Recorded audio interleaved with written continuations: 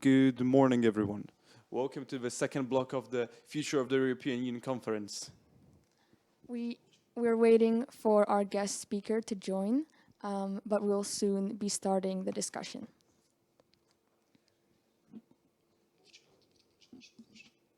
Our guest is Mr. Piotr Kraśko, a famous Polish journalist who has worked for TVP and TVN for many years and has lots of experience with that.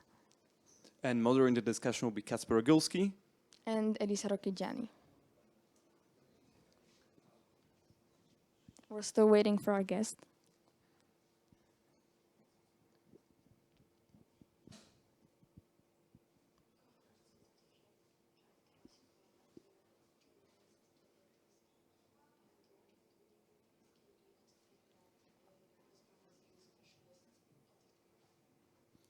Mr. Kraśko is a very important guest for us as he was a journalist when Poland joined the EU back in May of 2004. Now he is very well known for the fact that he is constantly consulting specialists on the EU as well as people who work there. Okay, I can see Mr. Kraśko. Good morning. Good morning.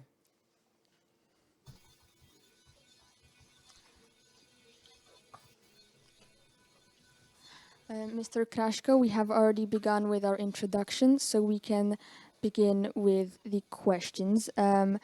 My name is Elisa Rocchigiani, and this is... Kacper Ogulski. And we'll be starting the discussion. Wonderful. Could you please introduce yourself in a few words to our guests? My name is Piotr Kraśko. I work now for TVN Discovery, and for 25 years I used to work for Polish public television. And it was a fascinating story for me because I was present as a reporter at the very beginning of negotiations of Poland with the European Union. I was present on almost every stages on our way to the Union, also during the last conference, the last stage of negotiations in Copenhagen. Then when we were signing the treaty in Athens, during the referendum in Poland, which was crucial point on our way to the Union. And then I was covering Polish-European relations for all the years after we joined the Union in 2004. I was also correspondent in Brussels, in Washington, and in Rome.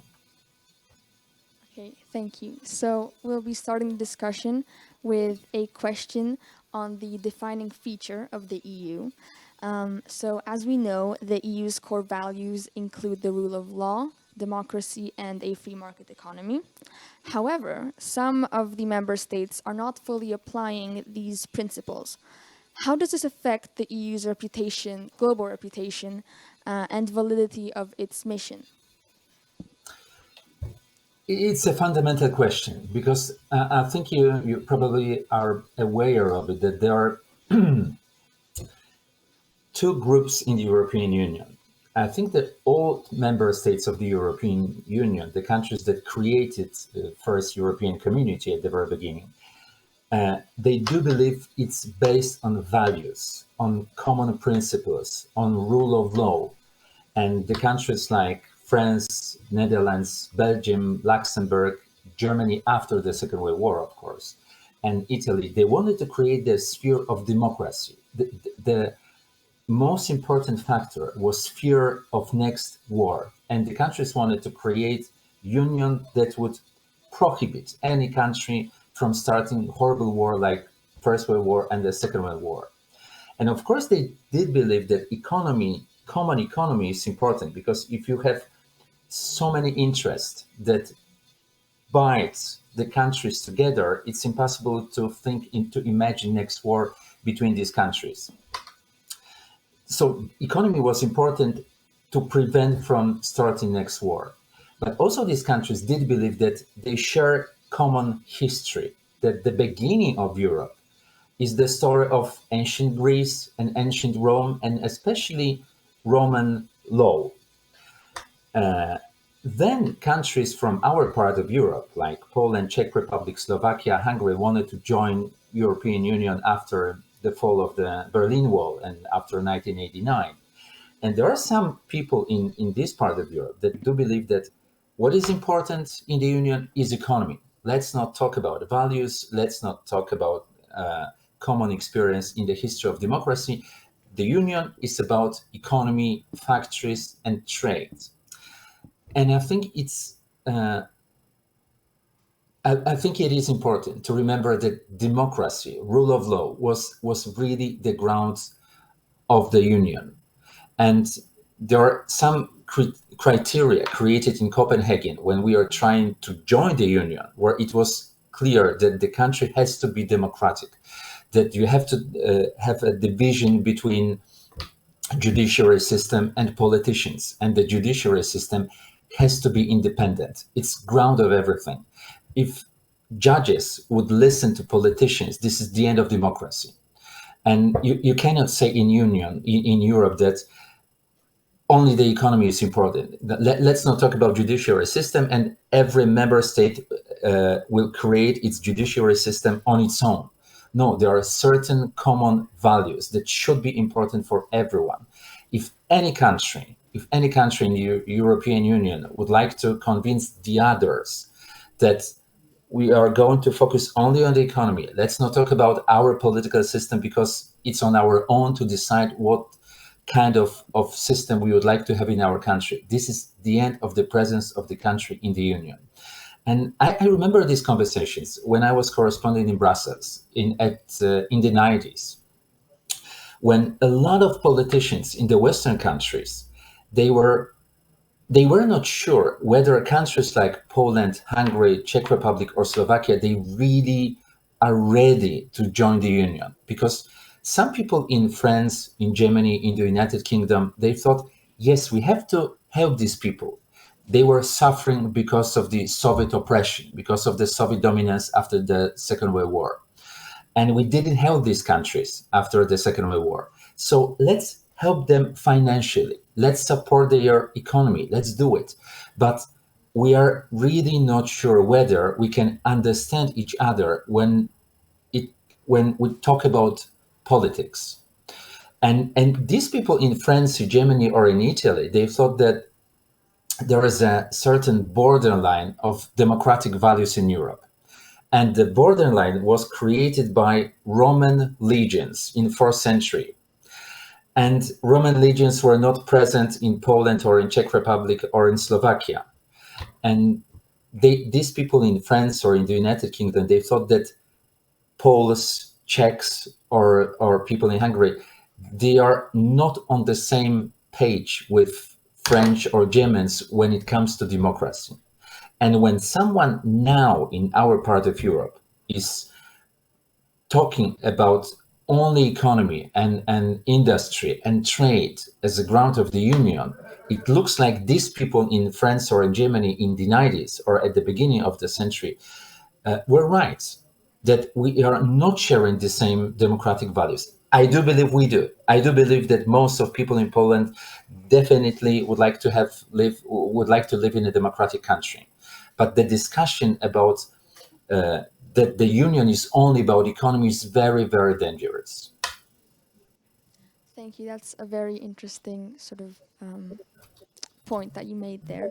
To follow up that question, the EU is planning to implement a package of new sanctions on Belarus, which is a very common topic now, which the bloc agreed on June 21st of this year. How do EU bodies cooperate to adopt sanctions, if you could go over the process of that? And when are they a necessary restrictive measure?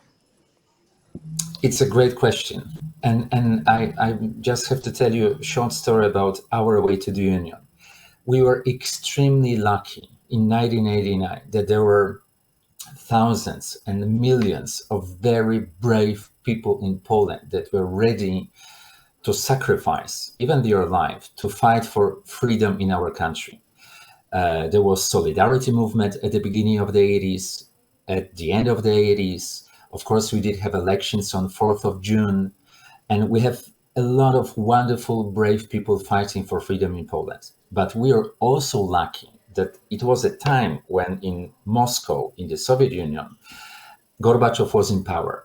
And Mikhail Gorbachev was convinced that he should transform the communist system, that should be the end of the Soviet Union, as it was for half of a century, that everything has to change in this part of Europe.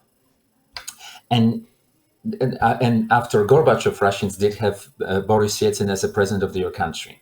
And when Boris Yeltsin was visiting Warsaw at the beginning of 90s, he was talking to Lech Wałęsa, who was then the president of Poland. And Wałęsa asked him during an almost private meeting, "Hey, Boris, would you agree if Poland would join NATO?"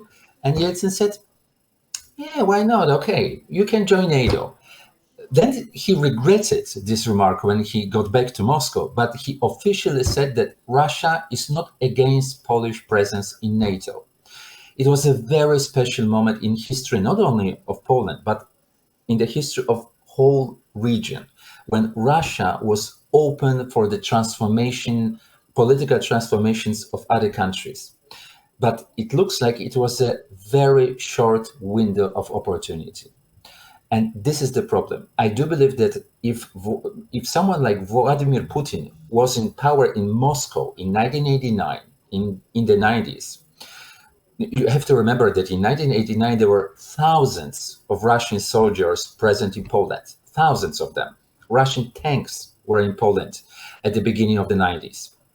And Putin would never, ever agree for leaving from Poland. He would never agree for removing Russian troops from Poland back to Russia.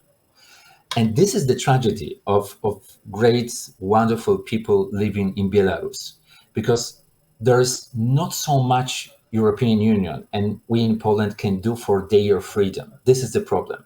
As long as Vladimir Putin will be eager to support Lukashenko and would be ready even to send Russian troops and Russian tanks to Belarus to support the horrible regime of Lukashenko in Minsk, there is not so much we can do in the European Union. Of course, the European Union can have to agree on sanctions against Belarus government, but I think you understand that it's a very delicate matter, because you have to choose sanctions that would hurt the government, but not the people of Belarus.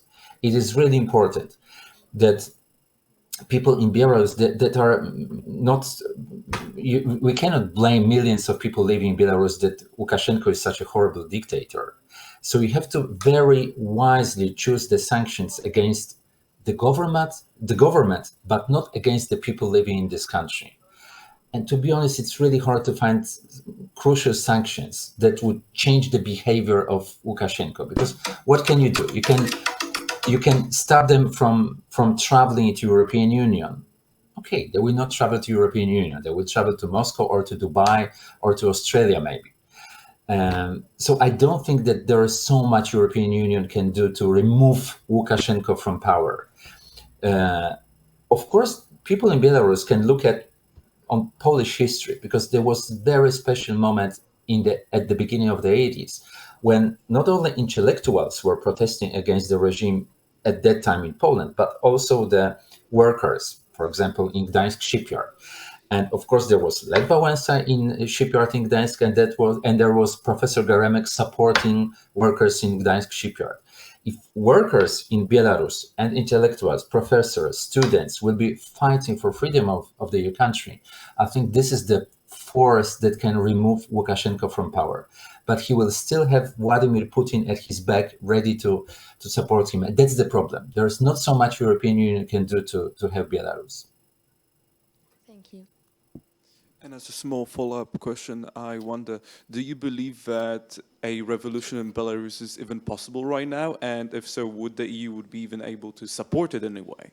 Or is the ever-looming presence of Putin a bit too much for the young republic?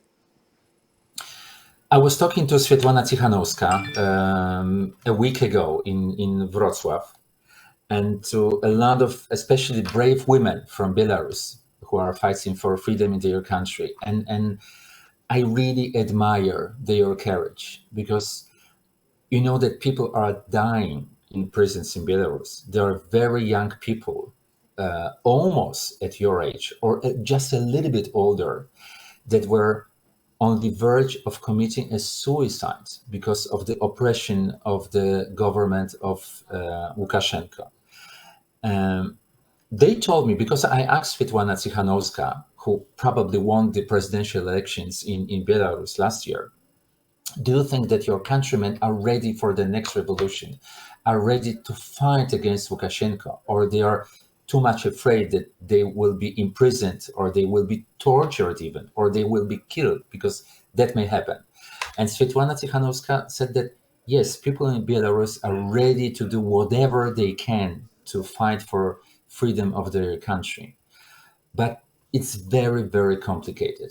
I think, as I said, people were also dying in Poland fighting for freedom. But we were very lucky in the 80s that Moscow wasn't ready to fight for communism staying in power in our country. Gorbachev was ready for a huge transformation, for the wave of changes in whole region. Putin will fight until the very end to support Lukashenko staying in power. And when Lukashenko has tanks, as long as he's got soldiers, the army, all the special forces in control, and they can imprison everyone in his country, or even kill everyone, or torture everyone in his country, I think it's really, really hard to fight against such a regime. But it's not impossible. I think the moment when everything will change in Belarus is the moment when people in the army, when young soldiers in Belarus army or young police officers in Belarus would decide, no, we have to be with our people, not with the dictator. We are not going to follow the orders. When someone would tell us to shoot demonstrators on the street of Minsk, we are not going to do it. We will join the liberation forces of our country. But it may be a very long and painful process. Okay, thank you very much for your answer. And now, no longer diverging towards Belarus, I will ask about the candidate states of the EU. And what do you kind of think of them? Do you believe that countries like Serbia, Albania, North Macedonia, Turkey should have a say when it gets to the EU and its future? Or should they just be ignored?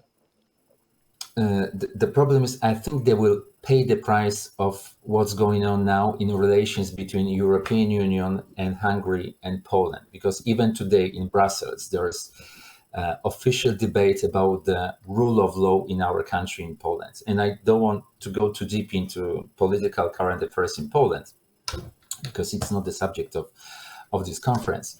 But you are aware that there are a lot of people in the European Union that think that the current government in Poland is breaking the rule of law in our country. And there are a lot of people in Western European countries that do believe that this process of enlargement of the European Union went too far in 2004. And the European Union is too big to work efficiently. And the smaller the union is, the easier it is to have a common policy. There is a very important debate now in the Union because, as you are aware, most important decisions in the European Union will have to be unanimous. Every country in the Union has to agree on the next budget of the European Union, for example, or has to agree for the most important changes in the way of the European Union. And a lot of countries think that it's not the best idea to govern such a huge body of the union, and it's better to have majority voting instead of unanimous decisions, because to convince so many member states to have one common opinion on every single issue is almost impossible, and it can take years to have common opinion of all the member states of the European Union. So it is possible that the Western European countries would force others to have majority voting. And I think it's understandable. And I think it's not the moment when European Union has so many problems with countries that are already member states of the Union to say, yeah, we should invite more countries to our union. I don't think it will happen in next few years, because first union has to be sure that every member state agrees on certain values of the union, and it's not the current situation of the union. It will take years for us to see the next wave of enlargement of the European Union, and we cannot blame these countries that would like to join the union now. The problem is with current member states of the union, for most member states of the union now. So, in other words, you find the Macron attitude of first polishing what we have and then inviting more people over as the correct attitude. Exactly. That's the point. And I think it would be very easy for Emmanuel Macron and all leaders and all the other leaders of the union. First, we have to be sure that we are on the same page with most important values of the union. And then we can be ready for the next enlargements. And I think a lot of old member states of the union are not sure whether the decision of enlargement in 2004 was the right decisions. I do believe it was, and I'm extremely happy that we are members of the union. And I think most of the citizens of the Western European countries are in favor of our presence in Poland. And I think they like Poles, they like Poland, they like Hungary, absolutely. But they are not sure whether the political elites of all member states of the union are on the same page when it comes to principles and basic values of Europe. Okay, and you've been mentioning 2004 quite a bit in your last few responses, and I just wonder, what has been 2004 for you? What did it mean for you? What was your attitude towards the new change back in the day? How did it maybe change over time? How did it change your working environment as a journalist?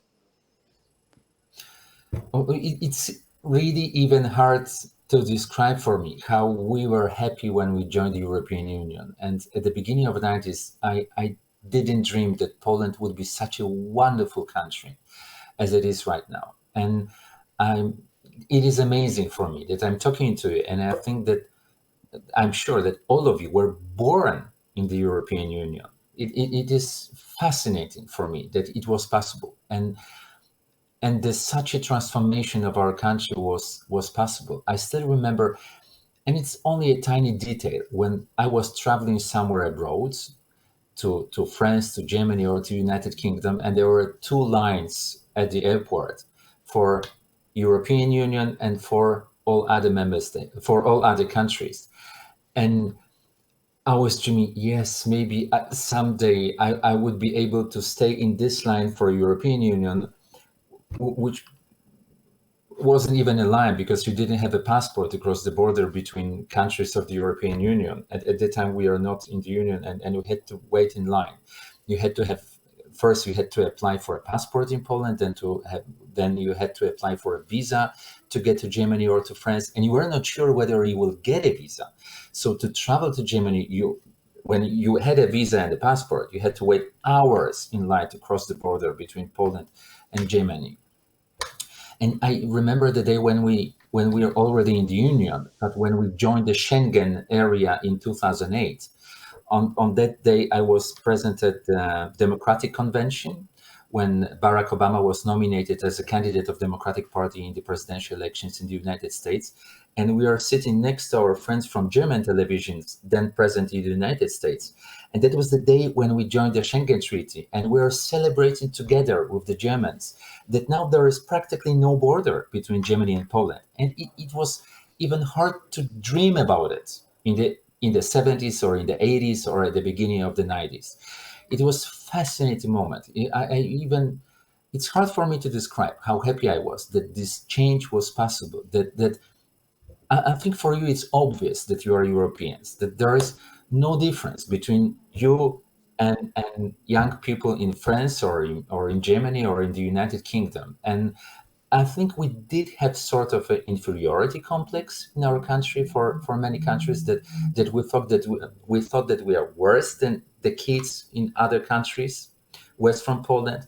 And I think you know it, that there is no such a difference. And I'm extremely happy for you that the beginning of your life is so much better than for previous generations in Poland. And the borderline, the crossing the border, it's not such an important issue. That but you are citizens of Europe. You are citizens of the world.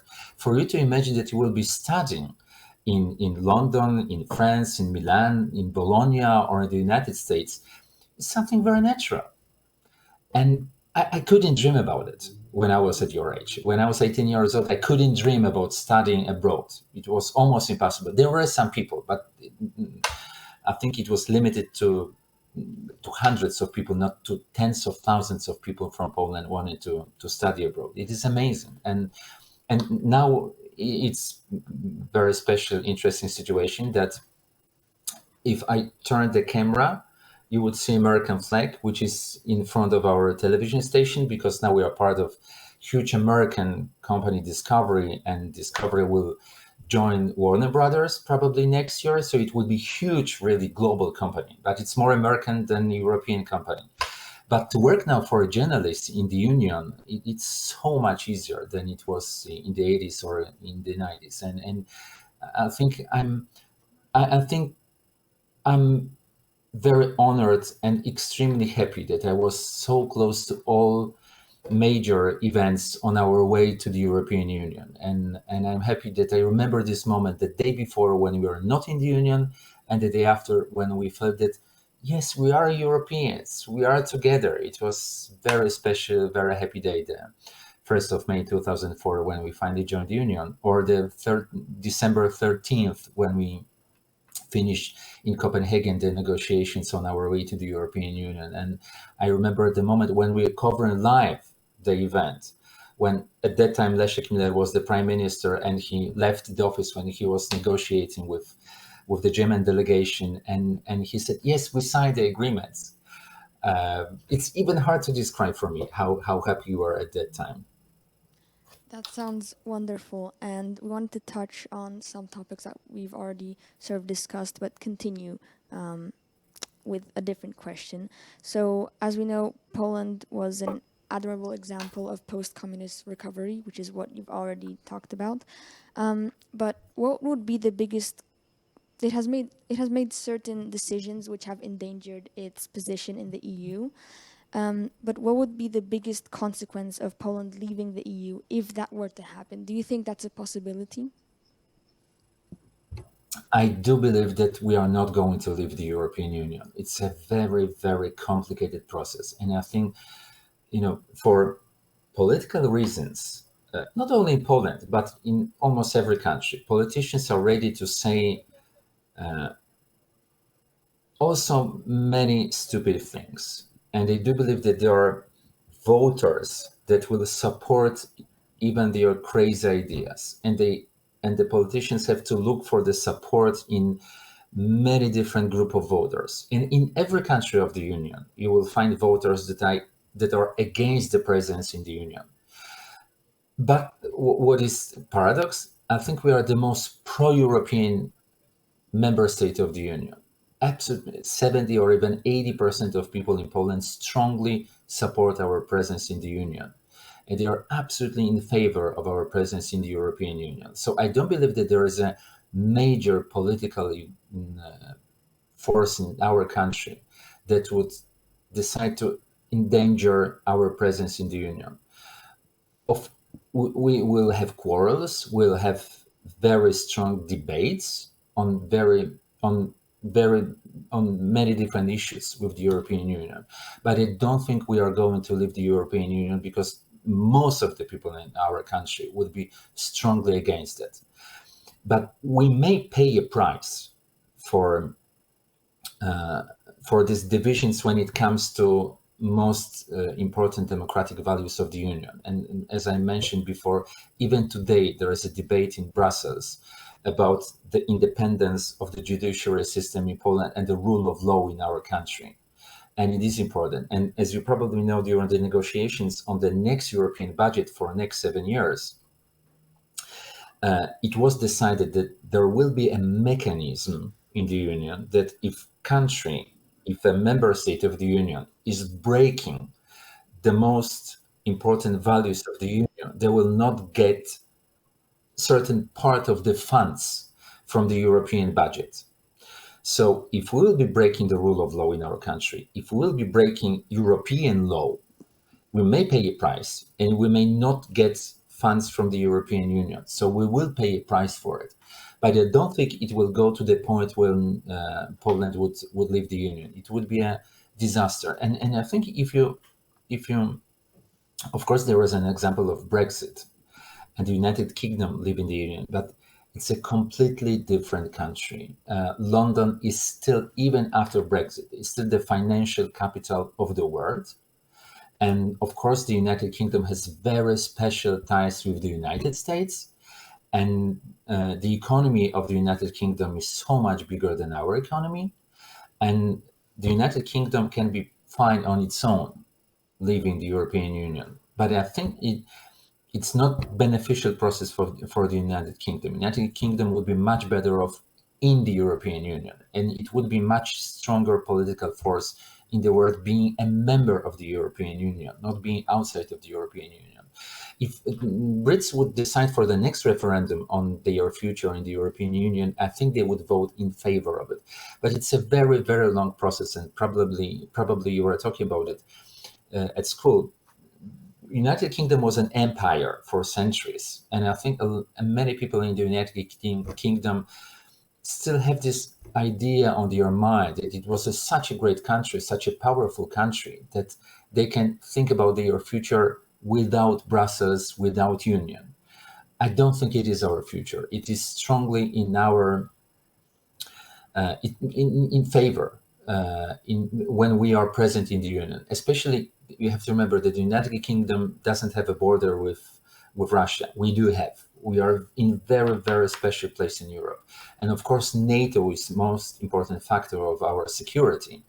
But European Union is important as well. And it is important for our existence, even, to be in NATO and to be in the European Union. We cannot leave NATO, we cannot leave European Union if we want prosperous future for our country.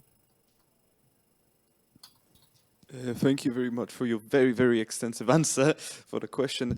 But as we are mainly talking about Europe at the moment, I have a slightly different question. As I wonder, what do you believe the role of the EU should be when it comes to the US's kind of struggle for global dominance when we talk about its Cold War with China, Russia, Iran? Mhm. What should be our role in this conflict? Oh, it's a fascinating question, and I think as much as I believe that the European Union is the best thing that could happen to Europe and to us, I still think that we don't use the whole potential of Europe. There is a great book I strongly recommend for you to read it. It was written by Robert Kagan in 2003. Paradise and Power, America and Europe on the world stage. And to make a long story short, Kagan wrote that Americans are from Mars and Europeans are from Venus, which means that Americans, it's a simplification, you have to remember that. It is a simplification, I agree.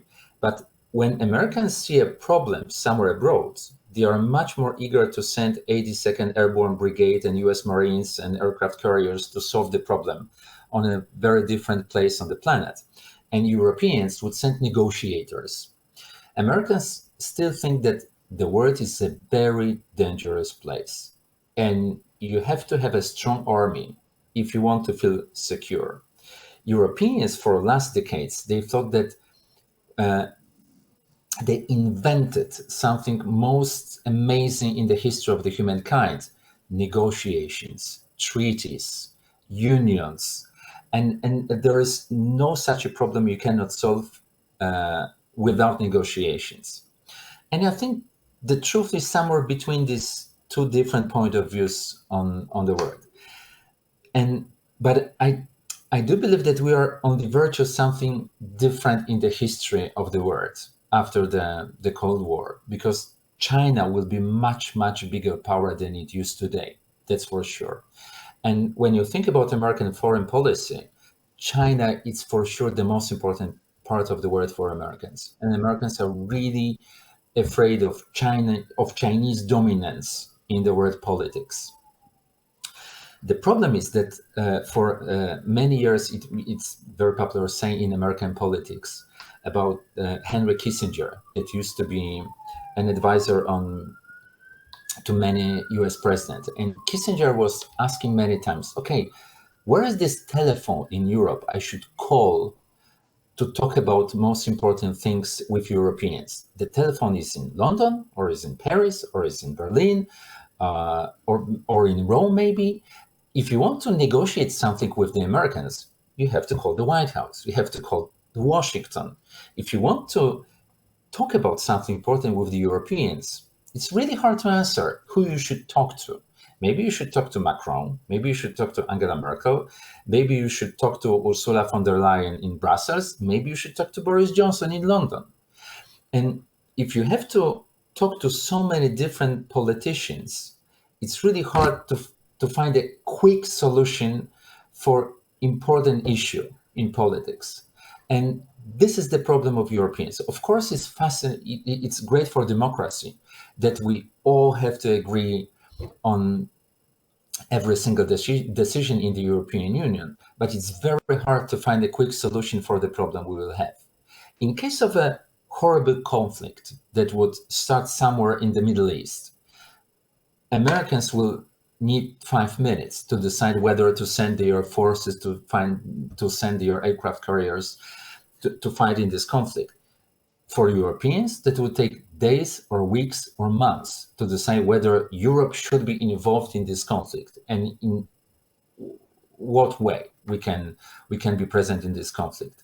And this is the huge problem for Europe, that we are a huge market. We have an extremely strong economy, industry. When it comes to economy and industry, we are almost on, when you think about whole European Union, it's almost the same as the United States. But when you think about the political power and military power of the United States and Europe, you cannot even comparison it. I think Americans are spending more money on their army in a year, I think twice as much as all European countries all together.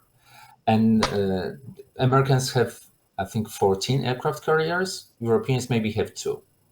And if you want to be a political power, we would have to be ready to spend definitely more money for the military. But I don't think that people would agree for it. People would tell you that, no, we have to pay for hospital. We have to spend more money for hospitals, for the healthcare, for the pension system, not for the army, because we are not going to have the next war in Europe, which is, I do hope it is true. But as long as we are not ready to be a political force in the world, as long we are not going to be real partners, for example, with Americans, when it comes to global issues, we are going to have these days. Okay, so in other words, what you're trying to say is that Europe basically needs a military of its own, and that NATO isn't enough for Europe, that Europe needs a military of its own, like a army, a standing army, and not just like a Polish army, a British army, a French army, a German army, but like a general EU military. Is that what you're suggesting? I think it's not my personal opinion, but I think this is the reality. I don't think that politicians in Europe would agree to spend more money to create European army, and I don't even think it is possible to have European army. But I think this is the truth. And Western European countries were able to stay free during the Cold War only because of the American military presence in Germany or in Italy, in Greece, or for a certain period of time also in France, and of course in the United Kingdom. Without American military support, probably we would have Third World War in Europe, and Soviet tanks would cross the border between East Germany and West Germany. Europeans were not ready to defend themselves without American support. And a lot of people in the United States would agree on this issue with Donald Trump. Why 300 million of Americans have to protect 500 million of Europeans from the risk of Russian aggression? You are exactly as rich as we are in the United States. Why don't you have why don't you pay more for your army? It is your security. Why Americans have to protect Europeans all the time? You have to do something about it. And even Robert Gates, who was the Secretary of Defense in the administration of Barack Obama, would agree on this issue. And I think that it will be a problem for Joe Biden administration, because a lot of American taxpayers would say, this is enough. We Americans, we are paying for European security since 1945.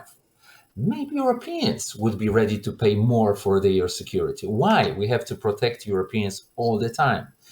And especially in this time when not Russia is the greatest threat for the American influence in the world, but China. I think that Asia is much more important part of the world for Americans than Europe now these days. And I think next American presidents would agree on this issue. Of course, Joe Biden said that NATO is important, will fulfill of course, all our obligations in NATO. We will protect Europeans. We will also protect Poland. And Joe Biden said that very clearly when he was present in Europe, and especially during the NATO summit. But I think the American public opinion is not so ready to pay for our security as Americans were in the 50s, 60s, 70s, and 80s. I think it is changing. It is changing. And you cannot be sure that Donald Trump is not going to win next elections in the United States. Maybe he will. And we cannot be sure that Donald Trump would say, okay, it's enough. We are leaving NATO. It's not impossible to think about such a future. If Americans would leave NATO, I think it's not so possible, but you cannot say it is impossible. And now let's imagine Europe without American military support. We would have to spend billions of euros to create much, much stronger European military force than we have right now. We are lucky to have democracy, and we are lucky to have European Union because we did have American military support for so many decades. And now let's imagine the world without American military support. Thank you very much for your answer. So basically what you said is that the EU is just use the military help of the US a bit too much, basically. That we failed to acknowledge the fact that we need a military of our own. And while they were spending on the military, we decided to develop ourselves culturally, economically, and just, in a way, abuse their kindness. Obviously, it wasn't pure kindness. They got a lot of influence over us thanks to that. But we, in a way, abused it, you could say. It's exactly as you said. And I think I was talking to many American politicians when I was a correspondent in Washington. And of course, Americans, they do feel that the president of the United States, in a way, he's a captain of the free world. And Americans are happy that they are protecting democracy and freedom all around the world, wherever they can. But I think it is true that it was a huge benefit for Europeans for so many decades not to have to spend so much money for our protections, because we did have American military support. And I don't think Americans would be ready to spend so much money for European security as they were for previous decades, because not Russia will be their biggest problem. When you think about Russia, of course, it is a dangerous situation. And we have to still think, especially in Poland, in our part of Europe, we still have to think about possibility of aggression behavior of Russia. But but when you think about the economy, Russian economy is about the size of the Italian economy. The biggest country of the world has the economy of Italy. But when you think about China is spending more money on artificial intelligence than the United States is spending. For many years, Europeans think that the people in China were only copying the ideas of Europeans or Americans. It's not the case anymore. It's highly advanced technology, and they will have a very, very strong military force in next decades, that's for sure. Probably they will be the biggest economy of the world maybe in 10 years, or for sure in 20 years. And Americans now, they do believe that most important thing for the American presidents and for American political elites is to think how we should fight against authoritarian idea of politics present in China. And it is, and Americans think, like in the Cold War, it was a battle between good versus evil, between democracy and freedom and communism in Soviet Union. Now they think that it is a battle between democracy and freedom against totalitarian and or authoritarian regime or political system in China. That's an extremely interesting point. Now we'll venture to a different part of the world. Um, the EU is China's biggest trading partner, and what do you think would be the consequences of China fostering innovation in EU tech companies and having a larger influence over their European tech supply chain? Oh, it's a great question, and I think it is a problem. And you have to ask yourself how often it happens that a Polish politician would say something interesting about China. I think it is one of our problems in Poland that we are too much focused on our internal political affairs in Poland. We don't talk as much as we should about international affairs in our country. And we have to be interesting partners in discussions, in European discussions, in the international discussions about the relations between China and the rest of the world.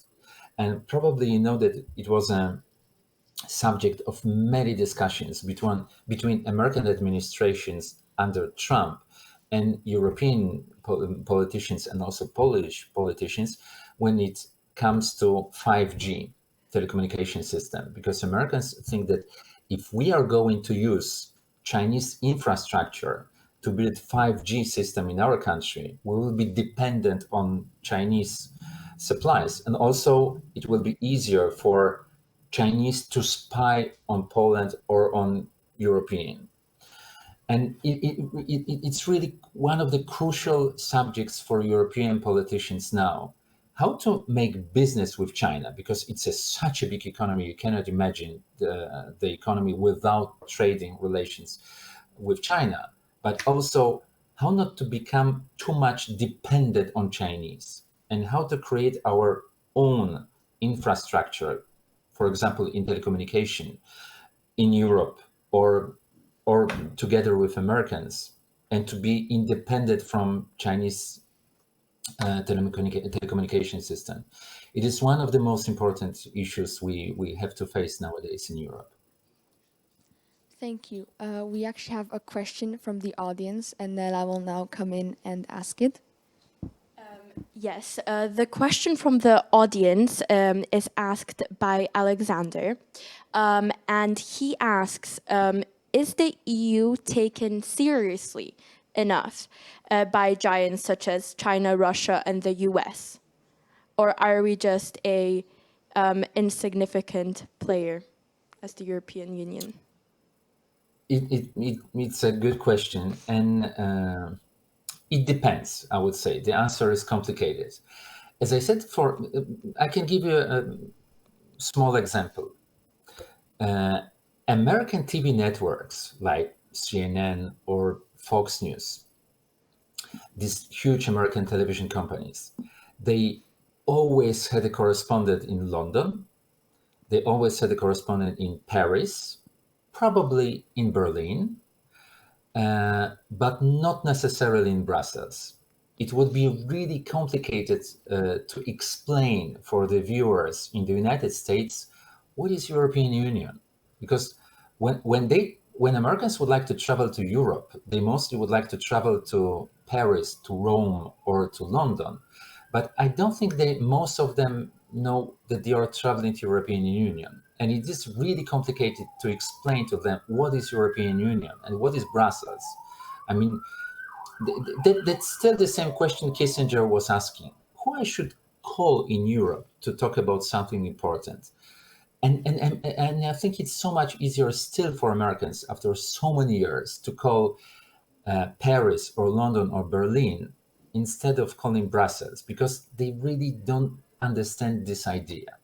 And I think for also people like Vladimir Putin in Moscow or Xi Jinping in Beijing, it's still easier to think about negotiations with Angela Merkel or with Emmanuel Macron or with Boris Johnson, not with Ursula von der Leyen. They still don't get this idea. And I think the European Union has still more and more control over political affairs in the Union or economical affairs. But for the rest of the world, for powers like Russia, China, and the United States, it's still hard to imagine negotiations with 26, 27 member states or even more member states if we think about the next enlargement of the European Union. And it is complicated. When it comes to trade and the economy, the European Union is a superpower. When it comes to politics, I think we are not using the whole potential we may have if Europeans would decide that we would like to be a superpower. One of the reasons is, of course, the history of Germany. And I think the process of democratization of Germany after the Second World War is one of the most positive episodes in the history of Europe. But as you probably are aware of it, for the Germans to imagine their military presence somewhere abroad is something almost impossible. And I think this is one of the reasons why Europe is not such a strong power internationally on the globe. That Germans, they do think they have to be modest. Economy is the most important, and we are not going to spend a lot of money on the military, or we are not going to say even that we would like to be a superpower. It's impossible to think about such a point of view in Germany, and that's one of the reasons why. And maybe it's positive. Maybe it's better for Europe to stay like that. And I do understand this way of thinking, but it's one of the reasons why European Union is not such a strong political force as a country with a single government, like President of the United States or Prime Minister of the United Kingdom or people in Moscow or in Beijing. Thank you. We actually have now a question about a different part of the world. So, considering the European Union's strong relationships with Latin America, what is the European stance on the current political and humanitarian crisis in Venezuela? What actions has it taken? Of course, there's many things that Europeans can do in many parts of the world, especially when it comes to financial support or humanitarian support. And we can send products, money, doctors. We can try to support the healthcare system in many parts of the world. But there is a certain limit to these actions. And as Belarus is so much closer to Brussels or to European Union than Venezuela, if we are not going to change the regime in Belarus, if we are not going to help Belarusians, people in Belarus, to remove Lukashenko from power, and we can be sure that he lost last presidential elections, and Svetlana Tikhanovskaya should be the president of Belarus, and still he is in power, and there is almost nothing we can do about it in Europe. There's less we can do about the situation in Venezuela. Of course, we can try to help them in a way, but there is a certain limit to that. Even Americans were trying, the United States were sending a lot of trucks to Venezuela with support for the people, with many medicines and a lot of products that it's so hard to buy in stores in Venezuela. And the government of Venezuela stopped the borders, and they didn't allow these trucks to get into their country. So even with Americans that are much stronger in this part of the world, if they were not able to change the situation in Venezuela, I don't think Europeans would be ready to do it. Thank you. Well, since we only have 5 minutes left, to round off this discussion, what do you think will be the greatest challenge that our generation will face as citizens of the European Union? Uh, it's a great question, but I think the answer is very simple. Uh, it, I think for my generation, for a generation of your parents, I think we had a common dream of living in a free, democratic, prosperous country. And it happened. We realized that dream. Poland is a wonderful country. It's really hard to imagine Poland in the 1980 or in 1990. If you know this place in Warsaw, uh, it's Grzybowska Street and Jana Pawła. I spent 25 years of my life in the building on Grzybowska Street, and I still remember the buildings with the signs of the bullets from the Second World War, and there were a lot of buildings with scars, if I may call it like that, from the previous war. And now it looks like, in a way, like Manhattan. There are so many skyscrapers in exactly this part of the city. It has transformed in a way I could never ever dreamed about it. It's amazing how Poland has changed over the last 20 or 30 years. And we did have this dream, and we are ready to fight for it, to work for it. And I think it would be wonderful if you have your dream about your Poland. What would you like Poland to look like in 10, in 20 years? What would you like for Europe to look like in 20 years? What future for Europe you would like to have? And the problem is, I think, it was so much easier for us to have a dream like that because of the very difficult and horrible situation in Poland after the Second World War. I think it's so much harder to have a great dream these days.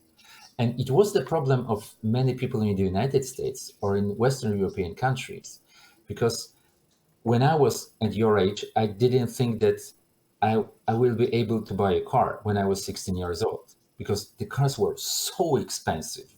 It was almost impossible to think that you will be able to buy a car. For you now, it's obvious that you can have a cheaper car or a more expensive car. But to possess a car, it's something normal and natural. It wasn't the case for many generations before. And for us in Poland, for many generations, it was obvious that you will be in better shape than your parents, that there is a positive future ahead of us. And that was the problem of many people living in France, in Italy, in Germany, in the United Kingdom, or the United States, that kids, the young people, were not sure whether they will be in better shape than their parents.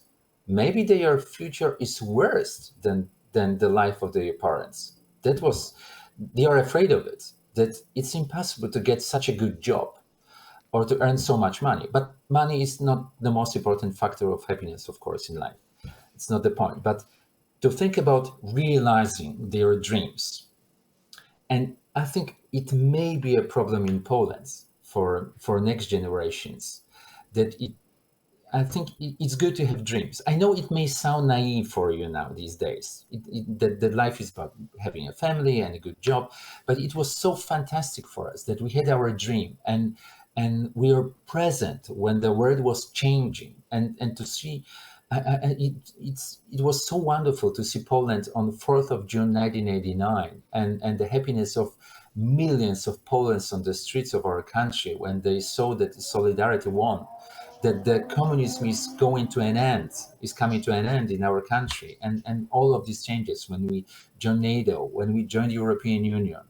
And I feel especially privileged that I was able to see that from my own perspective. And I just wish you to have your own dreams and to fulfill your dreams. But I don't think it will be so easy for you as it was for previous generations. Well, as we're coming to the end of this discussion, Mr. Kraśko, do you have any closing remarks?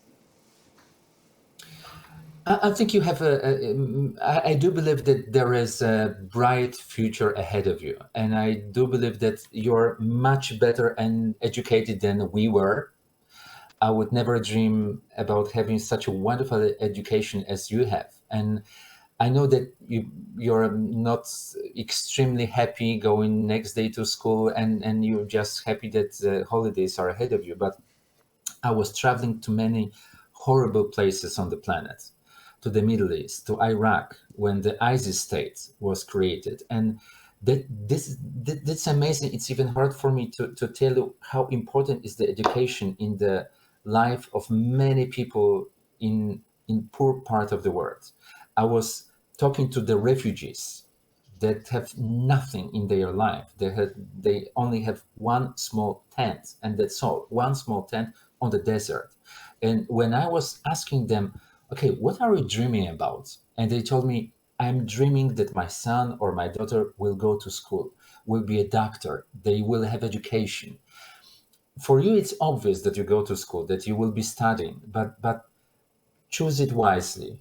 And you're extremely lucky that you have so many opportunities ahead of you, and you can do whatever you want, and as much as just travel as much as you can, experience the world as much as you can, and please believe that you can change the world for the better. As I know it may sound naive, but you can be positive force in the world, and never stop dreaming, never stop believing that everything is possible, and the good will prevail in this long battle between good and evil. I do believe that good will prevail, and it is in your hands. Well, it was our great pleasure to moderate the discussion, and we'd like to wholeheartedly thank you for taking time out of your schedule to speak with us on these enthralling subjects that concern all of us as citizens of the European Union, and most importantly, our futures. Once again, thank you. And I would like Thank you so much. And I would like to thank as well from myself as the president of the conference for saving our event from the sudden cancellation on this block and for filling in. So thank you a lot. And dear participants, you will be able to watch all the recordings from today's panels on our YouTube channel as well as on our Facebook page, just like you can watch the recording with Mr. Kraśko on Player. Thank you so much. All the best to you. Thank you. It was a great pleasure, great questions. Have a great day. Thank you. Thank you so much. Thank you.